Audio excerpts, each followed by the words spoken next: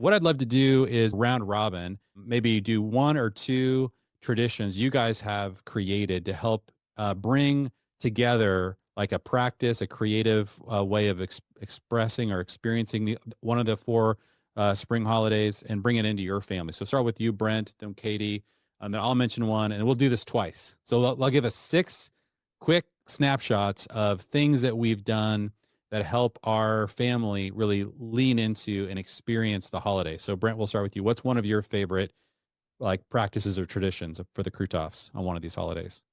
Yeah, so for Passover, I think the thing that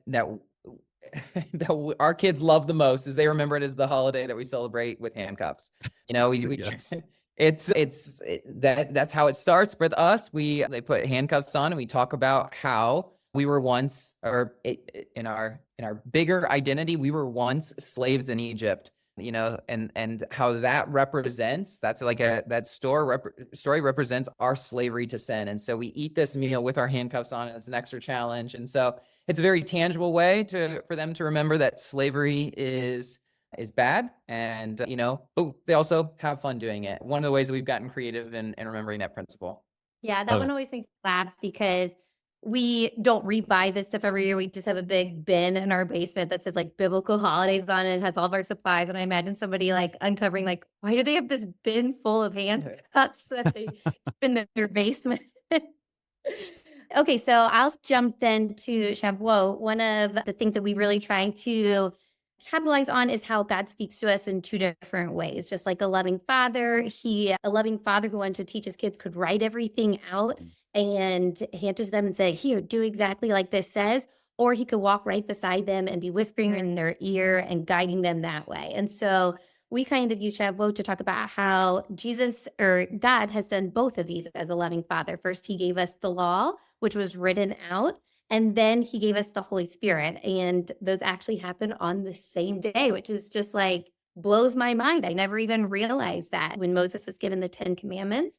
And then in Jesus' day, after he died, that's Pentecost. And that's when the disciples got the Holy Spirit. And so for the Holy Spirit part of the day, when we're talking about that, the Holy Spirit is described in the Bible like a wind. And so we say you can't normally see the wind, but you can when you use colored powder. And so I know you mentioned this in your last podcast, but this is definitely like one of the highlights of the So year cool. for our whole Yeah. family is doing basically this huge color war where everybody gets a big bag of colored powder. And the goal is just to get it on as many other people as you can, your color. And it's just these beautiful representations of you can see the wind, you can see these great big puffs all around. And what a visual that thing that is to be like surrounded by the Holy Spirit, like immersed in it, really. It's Mhm. all over you and you're covered in it, you're throwing it at other people. So it's a fun way to get across that idea of like the Holy Spirit coming upon us. And then we end the day with sparklers and fireworks to kind of represent the smoke and the fire over the disciples' heads when they got the Holy Spirit. So good. Yeah. So one of the traditions that we do is on Passover, we read as we're reading through John, starting John 13. There's so many like really tangible things that happen within that Haggadah. It's sort of like a Passover Seder that Jesus led. And one of them was, it started with him washing the disciples' feet. And then he commands us actually. He says, like just the same way I washed your feet, you wash one another's feet. So we're reading through John 13, where we got usually family, like a large, lots of extended family members. And we take time to just go around and wash each other's feet. And it's like usually a very moving time. We play worship music. And yeah, every year I'm like, it's very humbling and awkward, Yeah. honestly. Like, it's like, what do we, and as a family, you're like, what's, and like all those feelings, the disciples were feeling. I mean, even in the description, it's like, you can tell Peter was like, okay, you're not doing this to me. It's like, so I feel those same feelings every year. And I'm just like, we're commanded to wash each other's feet. I do think that he means that both symbolically and literally. And so, but that's the only time of year, we practice that. And so I find that to be a really meaningful tradition. Okay. So one more from all three of us. All Brent, you right. go next. I'll go back. Yeah, I'll go back to Passover as well. So one of the things that we always talk about at our Passover is the hyssop branch. And we talk about like the significance of how for the first Passover, they were instructed to take the hyssop branch and use it to wipe the blood on the doorframes of the houses. And how in the Gospel of John, when Jesus is on the cross, it talks about how he was thirsty and they dipped the hyssop branch in the wine vinegar and put it up on Jesus on the cross. So we'll get little branches from our yard, just cut some branches off, and we'll dip it in the grape juice and put it on our doors. And we'll talk about the importance of that, the significance there. And I think, you were talking about this earlier, but like as we first got into these, it was kind of like a tool that we could use to have some fun and to kind of learn more about these holidays that God created. But the more you practice them and the more you see all of the parallelisms that are like between, the first Passover and then Jesus dying on the, being crucified on Passover, the richer it gets. And there's all sorts of little details that pop out like that hyssop branch that I think are fun to call out. So good. Yeah. That is so crazy. Um, Just that connection between, I mean, you're the first person who pointed this out, Brent. And like, I didn't, that hyssop branch, like why they call that in the Gospels, that's what they use to like lift that, wine vinegar. That's crazy. All right, Katie.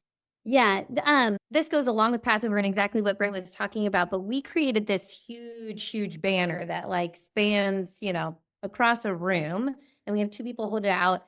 I'm a very visual person, so you could talk to me about how these are lining up, but I need to actually like really see it. And so it's not just like chronologically how these things are lining up, which they do, but they also like these themes are so rich when you see like this whole story of the Exodus of the Israelites from Egypt and their freedom. And the lamb and the sacrifice, like those themes are like repeated exactly again with Jesus's death, burial, and resurrection. And so for me, that's one of my favorite parts of Passover. And when we were developing it together, where I was just like, what? This too. And it was like, it made Easter and that whole celebration and everything about Jesus's death, burial, and resurrection so much more powerful when I realized like God was actually giving a template for this, like a shadow, as we said, like so long ago. And it's like, this wasn't something that it was like, oh, you know what I feel like doing this year is sending my son down. It's like, he had this great big plan and he gave us a tiny little teaser of it, generations ago that they could keep passing down. And they say that in Passover, their kids are supposed to ask, why are we doing this? Why are we doing this? And the whole point is like, we're preparing generation after generation after generation to get ready for this big plan where all these themes of substitution and being covered by the blood and being rescued out of slavery, like all these themes are going to be happening like real time, but we're preparing the generations to get used to this idea. And so that banner has been really helpful for adults that we invite in, and hopefully for our kids too, to just see like, look at how it's lining up and to just show God's amazing plan and sovereignty from long ago. So good. Yeah. I've seen pictures of your banner and I very much want one. I don't know if I think you're right. It's almost overwhelming how many connections there are. And I think to see it all in one giant banner is so epic.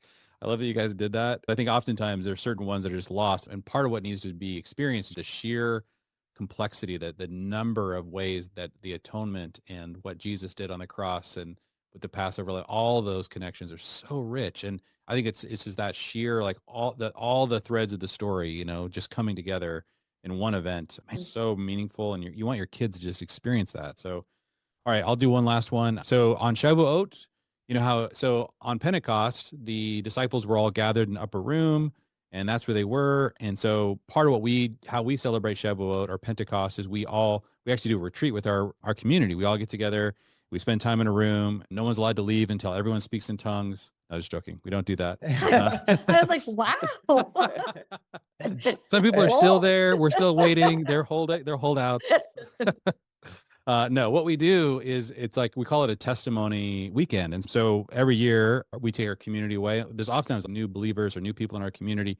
And so part of what we do is we just everyone shares their testimony. And so we just take the time to listen to everyone's story. How has the Holy Spirit totally transformed your life? It's crazy. We live in the new covenant where the Holy Spirit is speaking to people in radical ways. And we need to sometimes these deep parts of people's story, these spiritual milestones that have shaped who they are. Part of the way that we set people up is we have everyone journal like your top 3 spiritual milestones. And it's like, all right, we're going to go around and just all share. We need to all know each other's spiritual journeys. And we all need to hear how the Holy Spirit is alive and is working. And so we spend time just hearing stories and worshiping God through the Holy Spirit. It's awesome. So anyway, I'm really looking forward to that retreat this year again. So I want to like just kind of reenact, and maybe someday, the room will shake and and the tongues of fire will come down, and that would be awesome. So Holy Spirit, come in any way you want to come into our Pentecost. But that's what we set aside that time to do that as a community.